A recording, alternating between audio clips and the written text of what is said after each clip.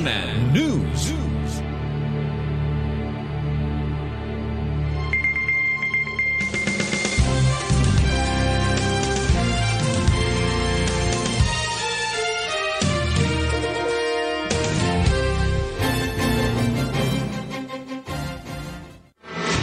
CNN Live Nationwide.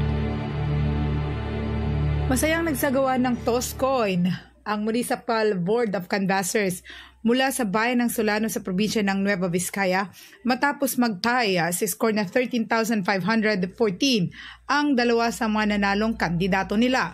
Ito ay upang madetermina kung sino ang magiging senior o number 1 municipal councilors. Ito ay sina Dr. Clifford Tito, isang optometrician, at si Thomas Dave Santos, isang negosyante. Pinili ni Dr.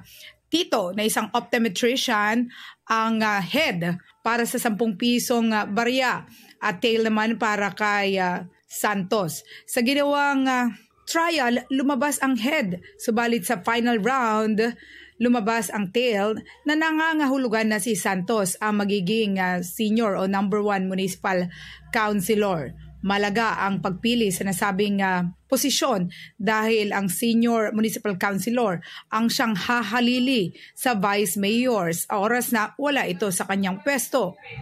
Parehong ito ang unang pagkakataon na sumabak sa politika ang dalawang binata na edad 27 lamang, si Dr. Tito na nagdiwang ng kanyang kaarawan kahapon at magdidiwang ng kanyang ika-28 taon naman si Santos sa ika-30 ng Mayo.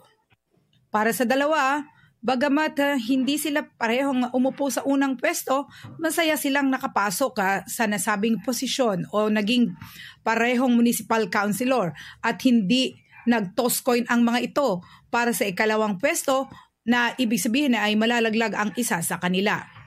Nangako ang mga ito na gagawin ang kanilang kakayahan para manilbihan sa bayan ng Solano na siyang isa o ito ang commercial town ng probinsya ng Nueva Vizcaya. Mula sa DWRV-CMN Nueva Vizcaya, ito si Wilma Angala Baliton. Para sa CMN Pilipinas, lakas ng katotohanan.